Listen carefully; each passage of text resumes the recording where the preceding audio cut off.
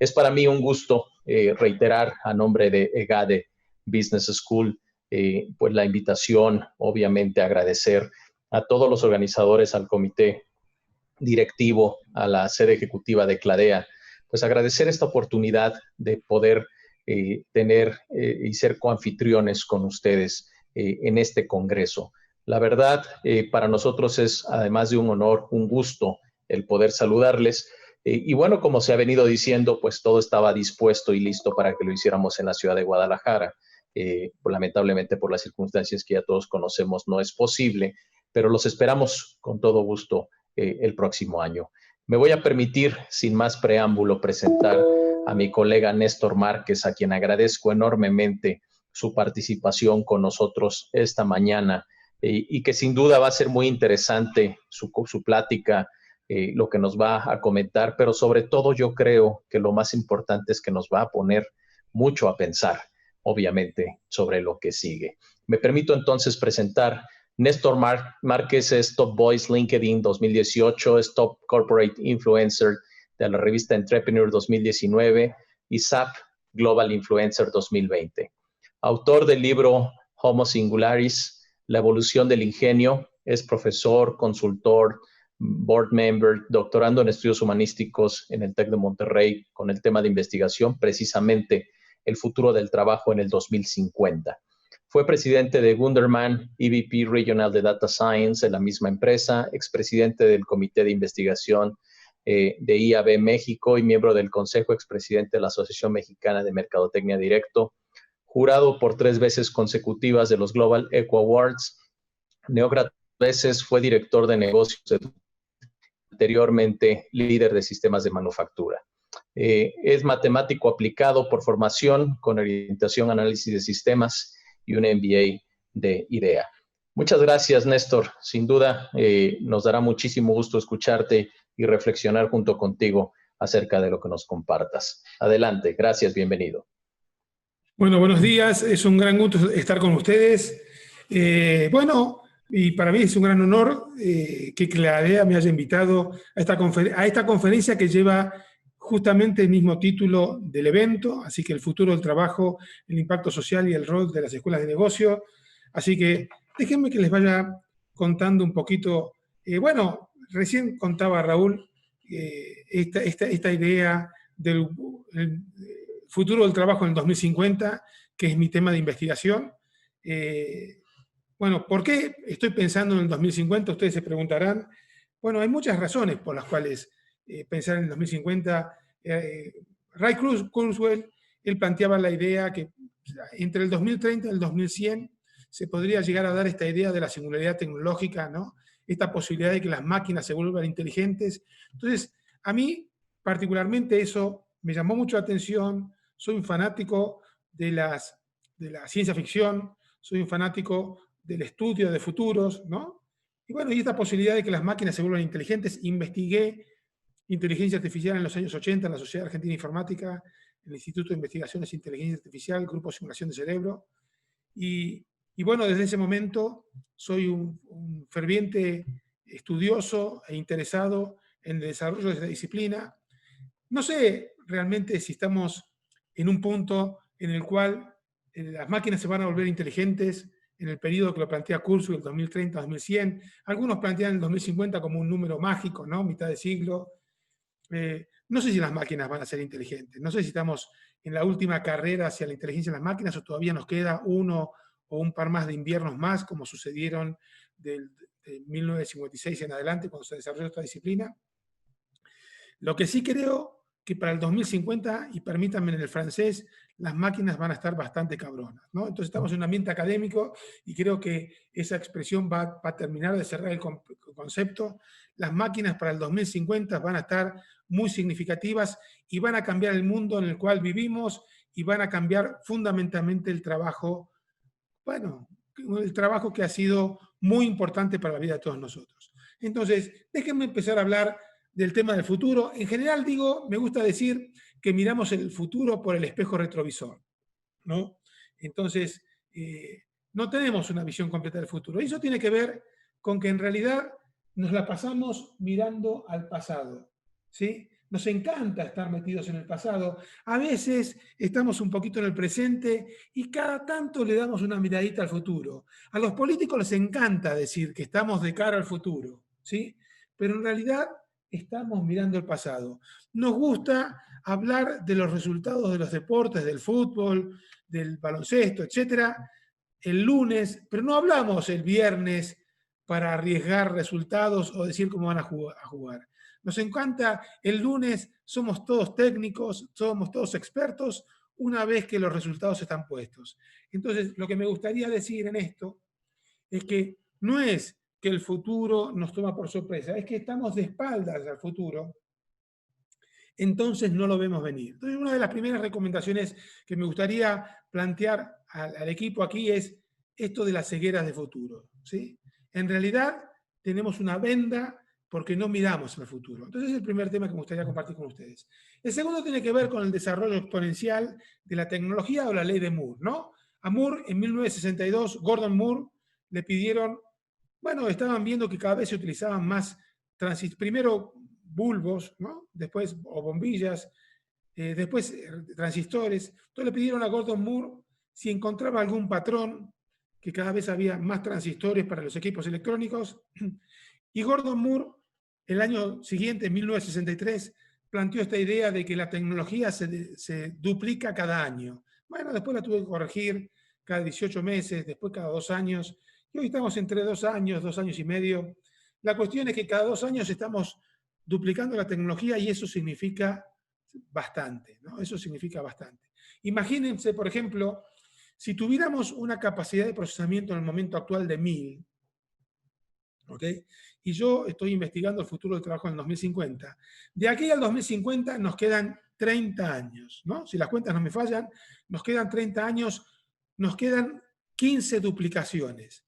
Si duplicamos 1000, 15 veces, 1000, 2000, 4000, 8000, 16.000, 32.000, vamos a ver que a lo largo de 15 duplicaciones vamos a crecer 32.000 veces más. Entonces, si hoy tenemos una capacidad de procesamiento de 1000, dentro de 32 años eso vamos a tener 32 millones. Eso para que nos demos una idea en dónde nos estamos metiendo. Entonces, acá lo que tenemos son dos curvas. Tenemos el crecimiento lineal, que es la curva azul. Esa es la que estamos acostumbrados, es la curva lineal de los humanos, es la curva lineal de las organizaciones humanas. Crecemos un 5, un 10, un 15, un 20%, ¿sí? Sin embargo, la curva que hoy nos interesa es la curva roja. Esa es la curva del crecimiento exponencial.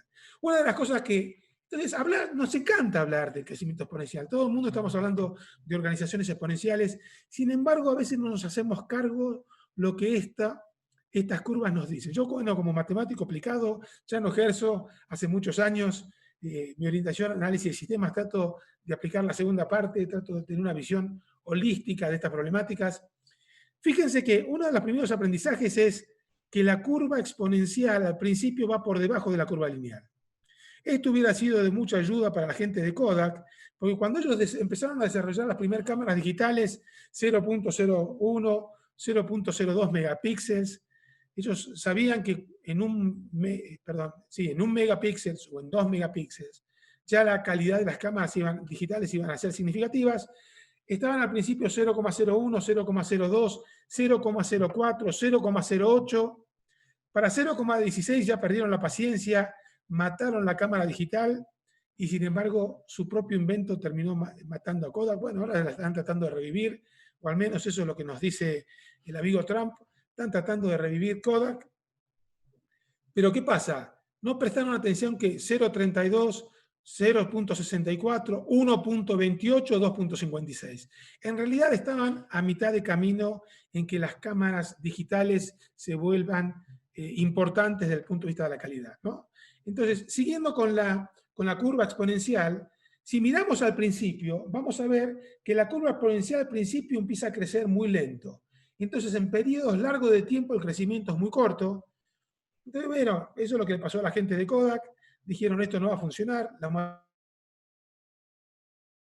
haciendo la curva. Nos encontramos que más en el otro extremo, a periodos de tiempo muy cortos, crecimientos muy largos, ¿no? Entonces, mi abuelo, mi bisabuelo, mi tartarabuelo vivieron en mundos muy parecidos. Yo, mis hijos, mis nietos, vamos a vivir en mundos muy distintos. Entonces, eso es lo primero que me gustaría que tengamos en cuenta cuando estamos pensando con respecto al futuro. Otro tema, aprovechando que ya tenemos esta curva acá, si tuviéramos que hacer una predicción, imaginemos que estamos en el día D, en el punto ese amarillo, espero que todos lo lleguen a ver bien, estamos en el punto amarillo, si queremos predecir el futuro, que algunos de ustedes en el chat, mientras estábamos esperando, me decían, podemos llegar a predecir el futuro. Bueno, si utilizamos métodos lineales, que a veces tendemos a echarle demasiado la mano a los métodos lineales, vamos a encontrar la predicción en el punto azul, ¿no? Entonces, bueno, después nos vamos a dar cuenta que a medida que vaya avanzando el futuro, ese punto se quedó un poco bajo. Si tratáramos de darle más peso al momento actual y trazáramos una tangente a la curva en el punto actual, tendríamos una mejor aproximación del futuro. Sin embargo, solo cuando le damos mucho peso al futuro es cuando vamos a tener estimaciones que sean un poco más significativas. Entonces, de vuelta, tendemos a subestimar el futuro, especialmente a largo plazo. Entonces, bueno, acá le tratamos de sacar bastante provecho a la curva lineal y a la curva de futuro para sacar algunos aprendizajes para cómo hacer para lidiar con el futuro. Miren, por ejemplo, el Flight Simulator. Bueno, yo soy piloto privado de avión, no me dedico a la parte comercial, bueno, hace tiempo que ya no vuelo, pero soy piloto privado de avión y de alguna manera aprendí a navegar con el Flight Simulator.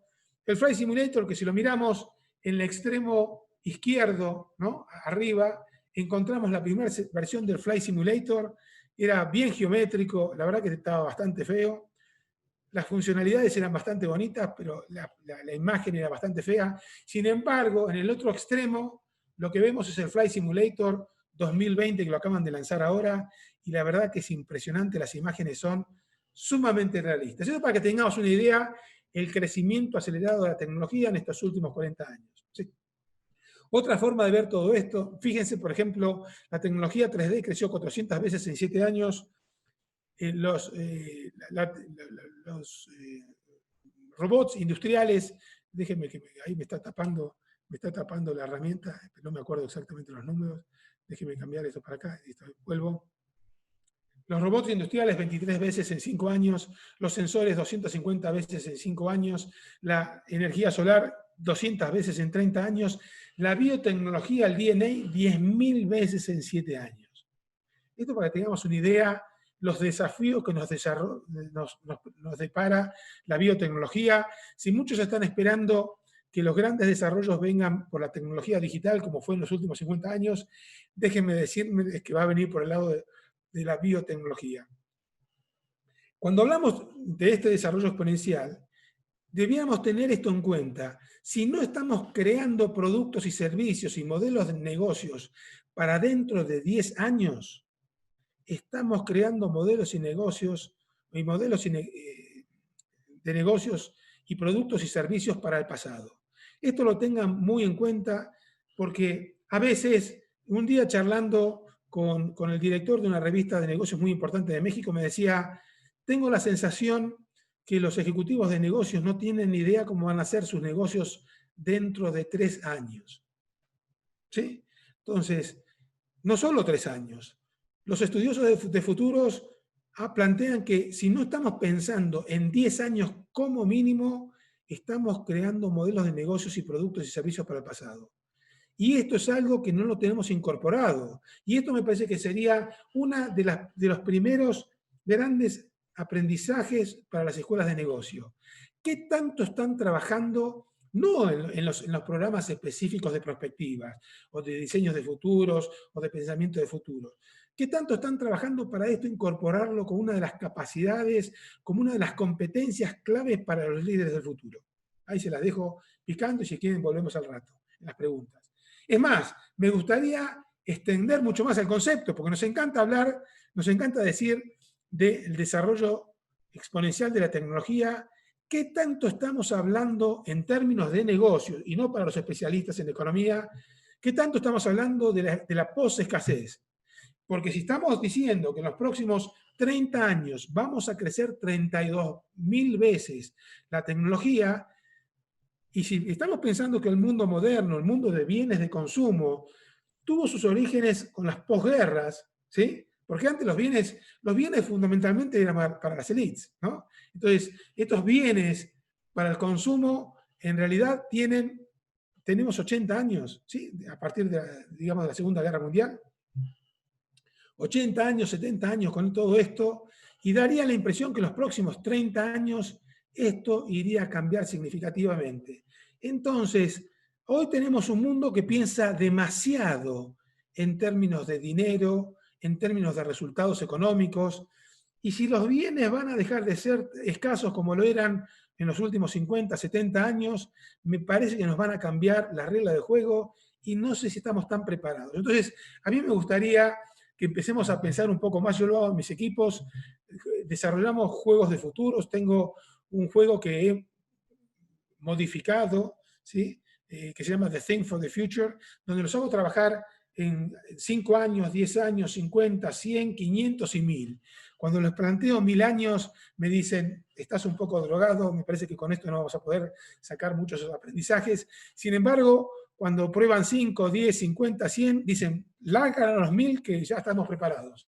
Entonces, y también lo que me gustaría que podamos incorporar en las escuelas de negocio, este libro de Rick Webb, The Economics of Star Trek, The Proto-Post-Scarcity Economy, ¿no? Entonces, la post-escasez según Star Trek. Y después, si me da tiempo, voy a volver un poquito a este tema, o por lo menos en las preguntas. Así que, ¿cómo vencemos nuestra resistencia a enfrentar el futuro? Bueno, a mí me gustaría volver a Dennis Garbor.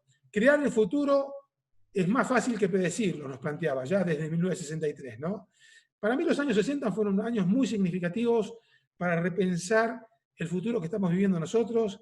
Entonces, miren, 40 años tardamos, ¿no? En llegar un poco a este futuro de la posescasez. En los estudios de futuros dicen que si queremos entender 20 años para el futuro, debiéramos irnos si queremos ver 20 años para el futuro, porque ustedes el futuro lo tienen de aquel lado, 20 años para el futuro, debiéramos ir 40 años para atrás. Si yo estoy trabajando 30 años en el futuro, 2050, por lo menos me tengo que ir 60 años para atrás. En realidad yo en mi tesis lo que estoy tratando de hacer es encontrar los patrones de la historia del trabajo, porque el pasado no se repite en el futuro, pero sí los patrones del pasado se repiten en el futuro. Yo soy un fanático de Harari, ¿no? De Yuval Harari, en su saga de libros, porque me parece interesantísimo lo que él hace. Mucha gente lo critica porque dicen no es un filósofo, no es un humanista, no es un estudioso de futuros, no es un futurólogo, ¿no? Bueno, a veces los futurólogos, ¿no? Tienen algún método de estimación un poco convencional. Sin embargo, lo que me encanta es Harari, que dice, yo lo que hago es estudiar el pasado, miro los patrones del pasado y veo cómo esos patrones del pasado se podrían replicar en el futuro. Entonces, la verdad que creo que eso tendríamos que trabajarlo mucho más, porque no se van a repetir los hechos, pero se pueden repetir los patrones, y eso creo que nos aporta bastante Harari en su muy variada literatura, ¿no? Pero déjenme ir un poco más atrás todavía. Déjenme ir, yo reivindico muchísimo las utopías, Oscar Wilde, o por ejemplo, David, ahí tengo el libro, Lewis Mumford, ¿no? Que tiene un libro que me encanta, que dice la historia de las utopías. A mí me encanta el tema de las utopías, particularmente las utopías abiertas, no las cerradas. Las cerradas no, las cerradas de las ideologías cerradas, vamos a llamar el nazismo, no vamos a hablar de las izquierdas para no empezarnos a pelear y recién empieza el Congreso, no hablemos de ideologías porque ahí nos peleamos todos, pero sí, déjenme plantear esta idea de las ideologías abiertas. Oscar Wilde plantea un mapa del mundo que incluye utopía, no es digno de consultarse, pues carece del único país en que la humanidad siempre acaba desembarcando, y cuando lo hace, otea el horizonte, al descubrir un país mejor, zarpa de nuevo. El progreso es la realización de las utopías. Y eso es lo que me parece importantísimo. Las utopías no están hechas para crear, para alcanzarlas. Las utopías están hechas para discutirlas, para convencerlas. Y por eso hacía yo esta aclaración al principio. Las utopías cerradas no se discuten. Las utopías abiertas son aquellas que nos permiten discutirlas. Por eso que si encontramos Mesías, si encontramos Moisés en el camino, preocúpense. Si encontramos gente que discute con el equipo, que discute con la sociedad, y este es un poco mi mucho para Latinoamérica, poder discutir qué futuro queremos para Latinoamérica, qué utopías queremos para Latinoamérica, y por favor, no me vengan con las utopías de hace 100 años, tratemos de pensar utopías nuevas, qué queremos hacer como sociedad, qué queremos hacer para el futuro, para Latinoamérica, para México, para Argentina, para el Brasil, para Costa Rica, Perú, bueno, no quiero olvidarme de algún país, Colombia, todos los países. ¿Qué estamos pensando para el futuro? Y déjenme traer algunos ejemplos. El caso de JFK, cuando estaban perdiendo la carrera espacial, y no lo digo yo, lo dice la BBC de Londres en un video de hace 4 o 5 años que decía que la carrera espacial la estaba ganando la Unión Soviética de punta a punta, y el equipo de Kennedy dijeron, bueno, ¿qué hacemos? La verdad que los soviéticos nos están llevando como chicos para el colegio, ¿no? De la mano, casi flameando. Entonces, ¿qué hacemos? Y se plantearon decir, bueno, tenemos que crear un futuro alternativo, y dijeron, ¿qué hacemos? Bueno, el Sputnik, el satélite artificial ya lo hicieron los soviéticos. Primero orbitando Yuri Gagarin. La Estación Internacional Espacial ya la estaban construyendo los soviéticos. Y dijeron, el único objetivo que vemos en el futuro que podría ser desafiante sería ir a la Luna, pero ni nosotros ni los soviéticos tenemos idea de qué se trata, y eso dicho en la Singularity University por gente del equipo, vía gente del equipo propio del proyecto Apolo, diciendo no teníamos ni idea ni de la teoría, ni de la técnica, ni de la tecnología necesaria para poder llegar a la Luna y volver, ¿no? Porque por ahí llegar a la Luna iba a ser fácil, pero volver de la Luna se planteaba lo difícil. Entonces, imagínense, sin embargo dijeron, ok, ¿cuánto tiempo necesitamos para crear todo esto? Y bueno, los teóricos hablan que en 10 años podemos crear todo lo que sea necesario. Entonces, digamos que antes de terminar la década, we choose to go to the moon, antes elegimos ir a la Luna en esta década y hacer las otras cosas, no porque sea algo fácil, sino porque es difícil y porque queremos ganar, y ellos también, ¿sí? Entonces, y bueno, si las imágenes que vimos todos son ciertas, los norteamericanos llegaron en 1969 a la Luna. A veces a veces, no es que crea en teorías conspirativas, lo que pasa es que sigo viendo que es un objetivo tan ambicioso todavía hoy, ¿no? Que a veces me entran un poquito de dudas. Yo no los veo a los soviéticos reclamando nada, así que voy a dar esa meta como alcanzada, pero miren qué significativo lo que consiguieron los norteamericanos con ese. No sé si ganaron la carrera espacial, pero sí que se pusieron a la par y desarrollaron un montón de tecnologías y desarrollaron un montón de empresas. IBM, que estaba de capa caída, se reinventó, y hoy todavía IBM con Watson la sigue peleando fuerte, así que muy importante el proyecto Apolo. A esto se le dio a conocer Moonshot, disparar a la Luna, poner un objetivo grande, ambicioso y significativo. Miren si será significativo lo que hicieron los norteamericanos con el proyecto Apolo, que Moonshot le llama Google a sus proyectos estratégicos, ¿no? De hecho, tiene una compañía que se llama X. De hecho, no es una X, es 10. Es por del crecimiento de 10 veces, ¿no? Bueno, pero es más fácil decir X que decir el número romano 10, ¿no? El nombre de la empresa. Entonces, en Google X, ellos ahí trabajan los sueños que alimentan las organizaciones tras cambios significativos. ¿Y cuál es la metodología que utilizan? Ellos buscan problemas enormes, gigantescos. Esos problemas enormes exigen soluciones radicales, y esas soluciones radicales nos plantean el uso de tecnologías de punta, de tecnologías breakthrough. ¿Ok? ¿Qué hacemos nosotros en nuestra mentalidad lineal? Bueno, tenemos inteligencia artificial y tratamos de utilizarla para cualquier problema terrenal, para cualquier problema que conocemos la solución. Entonces, no seamos cobardes, pongámonos objetivos significativos en un planeta que todavía tiene el 50% de la población en miseria y en ignorancia. hay muchos desafíos significativos. Hagan como Google. Si quieren ser la compañía más grande del planeta, hagan como Google. Google nunca planteó ser la compañía más grande, nunca se plantearon ser la compañía más importante de publicidad. De hecho, tenían prohibido meterse en el tema de la publicidad. Eso es lo que se plantearon cuando empezaron todo esto, fue: queremos organizar la información del mundo. Y si no se lo acuerdan, se lo repito, que querían organizar la información del mundo. Y si no lo creen, se lo vuelvo a repetir. Querían organizar la información del mundo. ¿Y qué hicieron? Organizaron la información del mundo. ¿Sí? Y en el camino crearon la compañía más importante, o la segunda, por ahí por estos momentos. Ahí se están peleando con Apple. ¿Ok? Entonces, pensar en grande, querer resolver los grandes problemas de la humanidad, paga. ¿Sí? Los japoneses también tuvieron sus propios moonshots. Ustedes van a decir, bueno, acomodó el proyecto Apolo para justificar esta idea de los moonshots. Los japoneses tuvieron su propio moonshot en los 80. Era el proyecto de quinta generación de computadoras. Y me encantaría que los que están ahí, si se acuerdan del proyecto de quinta generación de computadoras, porque la mayoría de los gurús hablan de los grandes logros de la humanidad, ¿no? Pero nadie quiere hablar de... Yo era un fanático del proyecto de quinta generación de computadoras. En el momento que estaba trabajando con esto, me comí todos los libros, seguía a los japoneses, les puse un montón de fichas. Sin embargo, los japoneses no llegaron a este objetivo. Pero ¿qué pasa? Si cualquier persona, y bueno, de hecho dicen que Japón está en una economía casi estancada los últimos 30 años. Sin embargo, nadie que viaje a Japón vuelve diciendo vuelvo de un país estancado. Todo el mundo que visita Tokio dice vuelvo de un país del futuro. Y eso no era así. Uno de los objetivos del proyecto de quinta generación de computadoras era porque los japoneses en los años 80 habían empezado a ser exitosos con los coches, ¿sí?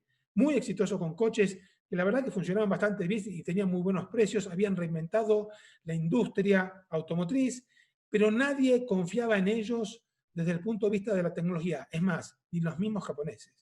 ¿Sí? Ni los mismos japoneses creían en ellos, en la tecnología, y después del proyecto de quinta generación de computadoras, nadie duda que los japoneses son una potencia electrónica, son una potencia tecnológica y que han tenido un futuro bastante venturoso. Creo que los japoneses han aprendido más cosas de las que hemos aprendido nosotros, pero eso es otra charla. ¿Sí? Un día escuché una de las, cuando hablaban sobre cuál es la visión que tienen del futuro del derrame y de los grandes millonarios, creo que los japoneses aprendieron algunas cosas que todavía nosotros no terminamos de entender, pero no importa. Eso es otro tema. China también está trabajando en sus moonshots. Por un lado está el lado oscuro de la luna y por otro lado, como dice bien el cartel, para todos aquellos que lean chino, el China Brain Project, de CBP.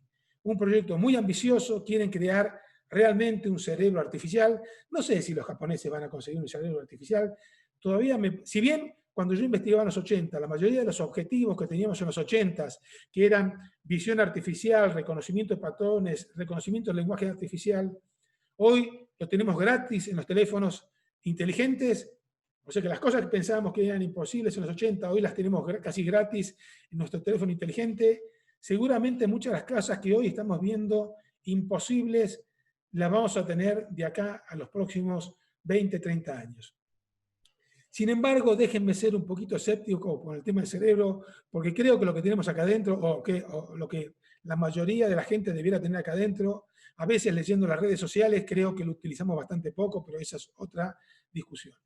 Miren, por ejemplo, la China, ¿no? Con esta idea de convertirse en una potencia en el tema del desarrollo del cerebro, le están poniendo muchas fichas a la Quantum Technology y fíjense la cantidad de patentes. Japón 30, Estados Unidos, Unión Europea 31, Corea 45, Estados Unidos 248, China 492. ¿Ok? Hasta las Naciones Unidas hablan de los moonshots. Bueno, y ahí tienen 17 moonshots que se los dejo, no puedo hablar de todos, pero son muy significativos y ahí hay muchas compañías para crear.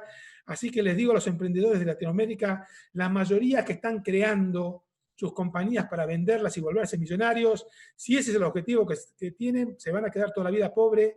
Lo que tienen que pensar es cómo resolver los grandes problemas de la humanidad y seguro se van a convertir en millonarios. ¿Ok?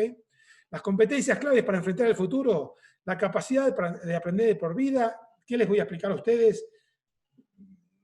acá está la crema de las escuelas de negocio y ustedes entienden de la capacidad de desarrollar capacidades de por vida, desarrollar empatía dentro de las capacidades más importantes para el futuro es que aprendamos a entender a los humanos.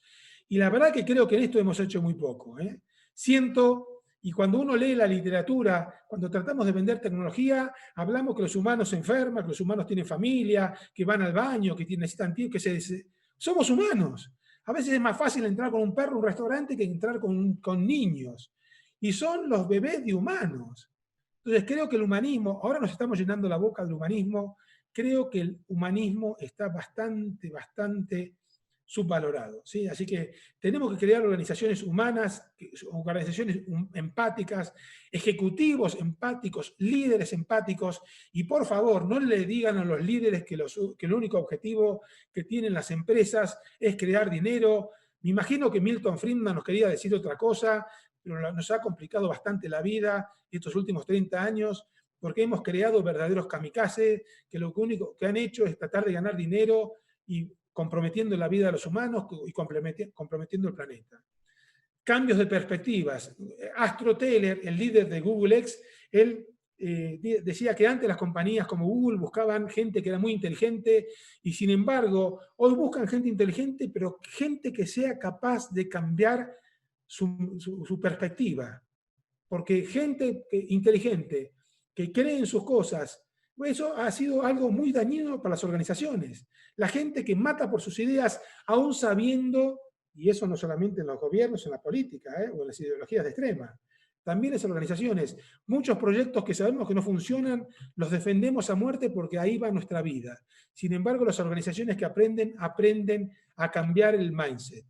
Neuroplasticity. Tenemos que enseñarles a los ejecutivos, a los trabajadores, a los consumidores, a cómo hacer ejercicios para cambiar la mentalidad. Y me gustaría preguntarles a ustedes, líderes de escuela de negocio, ¿cuántos tienen makerspaces en sus campus? Y no me digan que tienen uno y si tienen 100 campus, ¿no? No. ¿Cuántos makerspaces tienen? Porque creo que le podemos hablar mucho a los ejecutivos sobre el mundo digital y sobre la agilidad, etcétera, pero hasta que no lo experimenten en carne propia, y los makerspaces son verdaderos laboratorios o gimnasios para flexibilizar las neuronas, ¿ok? Bueno, hay otros caminos aparte del makerspace, ¿no? Por ejemplo, en Silicon Valley está muy de moda los non-tropics. Ahí pongo un cartel, no estoy recomendando las drogas, por favor, no me malentiendan, pero son gente madura, así que saben de qué voy a estar hablando. Pero si se meten en Amazon, por ejemplo, van a encontrarlos, son de venta libre, ¿no? Drogas inteligentes, estimulantes para la memoria, potenciadores cognitivos, fármacos, medicamentos, drogas, suplementos, nutracéuticos, alimentos funcionales. La cuestión que la gente en Silicon Valley se quiere meter cualquier cosa para desarrollar sus capacidades mentales.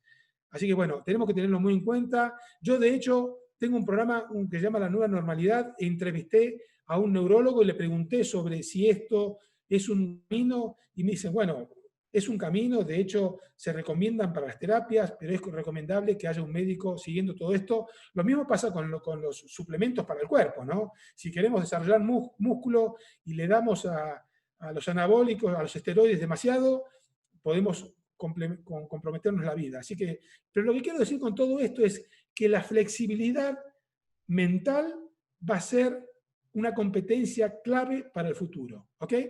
Resolución de problemas. Bueno, a veces cuando le tiro problemas a los alumnos en los programas académicos que tengo en el TED de Monterrey, en la EGADE y en muchas universidades de Latinoamérica y España, veo que hay un grave problema a los alumnos para entender los problemas. A veces les damos un documento a cada uno, están más atentos en encontrar, no, pero acá los roles están mal. En realidad un ejercicio de caos tratando de ver qué tanto leen los enunciados, qué tanto entienden los problemas antes de empezar a actuar, y no, buscan los problemas y se empiezan a pelear antes de resolver problemas. Así que el tema de resolución de problemas debería ser un área muy significativa para todos los programas, porque fue importante en el pasado y va a seguir siendo importante en el futuro. Mucha gente me pregunta si debieran enseñarles a sus hijos a programar. Y yo lo que digo y este es un ejemplo, esto es un museo donde por un lado tenemos a los cavernícolas y por otro lado tenemos los programadores. Dentro de 30 años yo creo que van a ser piezas de museo porque cada vez las interfaces van a ser más en lenguaje natural o incluso zero interfaces, comunicación con las computadoras o mismo herramientas de autoprogramación, ¿no? Por ejemplo, la mayoría de mis sitios, nestormarket.com, lanuevanormalidad.com, fu2rx.com y instec.org, los creé yo utilizando un site builder. Bueno, yo me dediqué a la programación, pero hoy, sabiendo desarrollar una programación en PowerPoint, uno puede crear sus propios sitios. Así que, sin embargo, me gustaría, ya estoy cerrando, me gustaría mostrarles este video, dura 3 minutitos, pero y va a ser el cierre. Creo que con esto vamos a tener para... Es una escuela de programación, se llama 42, está en Estados Unidos, en Francia, en Nueva York, y sé que hay una escuela en Brasil. Así que bueno, no tiene maestros, no tiene exámenes, no entregan títulos. Vamos a ver de qué se trata. Los alumnos no tienen clases magistrales y no se les supervisa. Lo único que deben hacer es resolver problemas. Más que problemas, proyectos. Ellos deciden hacer algo juntos y utilizan todos los recursos que encuentren para resolver este problema.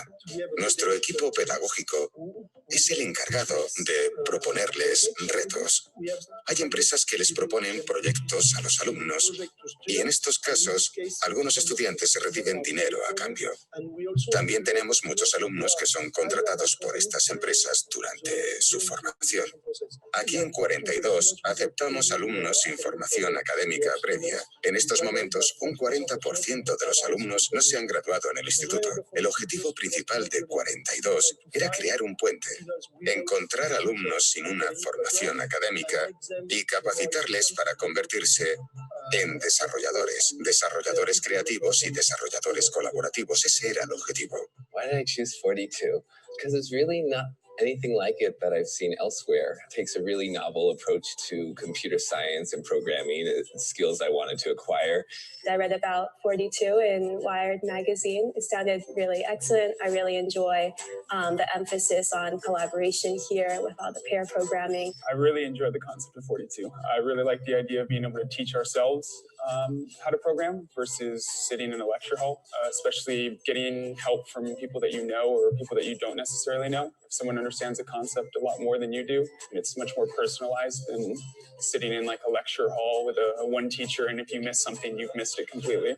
Uno llega acá a la escuela a la hora que quieran, si llegan a mediodía no hay problema, pero tienes que entregar tus proyectos. Entonces de repente uno trabaja aquí 15 horas al día, no se da ni cuenta, pero no tienes esa obligación de asistir a clase porque si no quedas con retraso.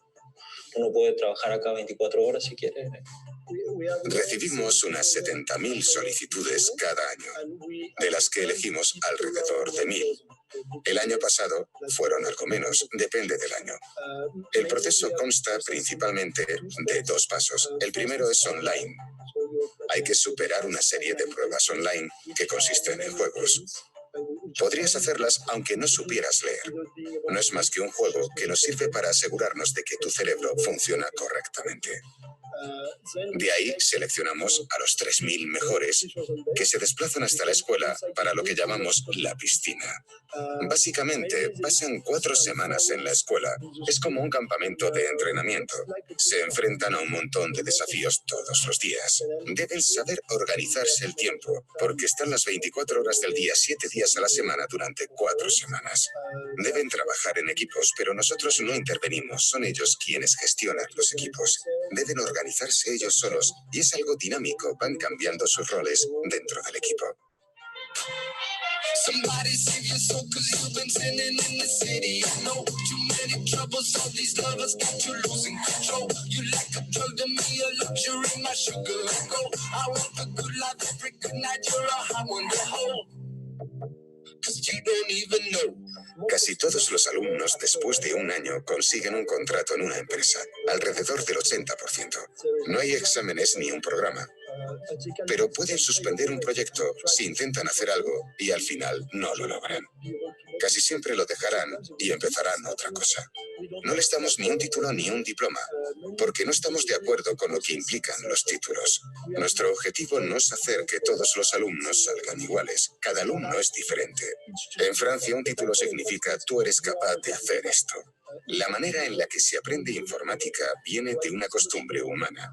La informática está mucho más próxima al arte que a la ciencia. Y yo creo que un gran error que cometen casi todas las universidades es que intentan enseñar informática como si fuera una ciencia. Bueno, no sé qué les pareció el video, ¿sí? Provocador. Perdonen por eso de que los títulos no son importantes, ¿no? Pero nada de lo que fue dicho en esta conferencia es una verdad absoluta. Sobre todo cuando estamos hablando del futuro, del desarrollo de la tecnología, lo importante que yo les quiero dejar acá es desafiar la forma en que pensamos, ¿sí? Porque si somos capaces de crear esas conversaciones estratégicas que yo les comentaba, ahí vamos a ser capaces de crear un futuro venturoso para todos. No solamente desde el punto de vista de los negocios, sino también para la sociedad. Entonces, me gustaría cerrar con esta frase de David Bowie que dice, el futuro pertenece a aquellos que los escuchen venir, ¿no? O que lo vean venir. Y ahí, por ejemplo, quiero volver a la imagen que le decía de estar de frente al futuro. El futuro está todo el tiempo mandando señales. No es que tenga un Morse o un WhatsApp, ¿no? Sino que de alguna manera se van desprendiendo algunos mensajes. Si desarrollamos esta capacidad para leer esos mensajes, si estamos atentos y sobre todo discutirlos con nuestro equipo, con nuestros amigos, con la sociedad y nuestra familia, vamos a estar más preparados para enfrentar el futuro, ¿sí? Entonces, y fundamentalmente lo que me gustaría dejar, tenemos que crear líderes que estén decididamente preparados y convencidos de que tenemos que crear un futuro para los humanos en armonía con otras especies y respetuosos del planeta, ¿sí? Por ejemplo, y ustedes dirán, bueno, acá se puso romántico. Me encanta este mensaje de Bill Gates, que él lo transmitió en MIT Technology Review en febrero del año pasado. Ahí plantea, dentro de 20 años, espero que las tecnologías se centren exclusivamente en el bienestar. Y cierra, creo que las mentes más brillantes del mundo estarán trabajando en preguntas metafísicas, como por ejemplo, ¿cómo hacemos que las personas se sientan más plenas? ¿Cómo creamos conexiones más significativas? ¿Cómo ayudamos a todos a vivir una vida mejor? ¿Ok? Eso lo plantea Bill Gates, que para mí es un grande en este momento, aunque mucha gente con las teorías corporativas lo ha puesto casi como un villano de Batman en este momento. Sin embargo, creo que es uno de los que más está trabajando significativamente en que tengamos un futuro mejor. Y me gustaría cerrar un poco con John Elkington y esta idea del triple bottom line, ¿no? Nadie está diciendo que no hay que ganar dinero, nadie está diciendo del desarrollo de la empresa privada, que va a ser significativa para desarrollar la carrera espacial de ahora en más con SpaceX y con lo que venga, pero la idea debiera ser profit, lo pongo al principio para que nadie se ponga nervioso, profit, people and planet, ¿sí? Y entonces, y cerrar con el futuro del trabajo en el 2050, hay mucha gente que por ahí dice, diablos, ¿no? Un robot se quedó con mi trabajo, voy a tener que buscar una nueva fuente de ingresos. Creo que la actitud, y lo decían recién en el chat que estaba leyendo, es ver el vaso medio lleno en lugar de medio vacío. Sí, un robot se quedó con mi trabajo, ahora voy a ser libre para hacer lo que más quiero. Entonces, y la otra vez me preguntaban del G20 cuando estuve en Buenos Aires, me decían, ¿cómo hacemos para reinsertar a la gente la ética del trabajo? ¿De qué trabajo? Le decía. De la gente de IBM, la gente de Google, el presidente de IBM, el presidente de Google, el presidente de DuPont, ¿no? Que me había recomendado. Y yo digo, pero si estamos trabajando todos para automatizar esos trabajos, hay gente en Argentina, 15, 20% de la gente que hace 3 generaciones que no saben lo que es un trabajo, que viven de planes sociales. Entonces, hace 3 generaciones que no escuchan ni al abuelo, ni al papá, ni ellos mismos decir, me voy a levantar para ir a trabajar, ¿no? Entonces, querer meterle a esa gente la ética del trabajo nos va a llevar mucho tiempo, pero cuando terminen, ese trabajo va a estar automatizado. Yo preferiría gastar ese tiempo para la gente meterle una idea de propósito, ¿sí? No la ética del trabajo, porque en mi investigación El trabajo hoy es fuente de identidad, es fuente de sustento, fuente de un montón de cosas. Posiblemente eso se transforme como se ha transformado en el pasado. Entonces, yo no sé si en el futuro el trabajo va a ser fuente de identidad, porque los propósitos van a ocupar ese lugar. Entonces yo me preocuparía porque la gente a todo nivel tenga un mayor compromiso con un propósito. Porque eso es lo que va a hacer que en vez de que se dediquen a emborracharse, o ya sean ricos o pobres, porque a veces la sensación es que los únicos se emborrachan, los únicos que ganasean son los pobres, en vez de dedicarse al ocio no creativo y no productivo, al ocio del otro.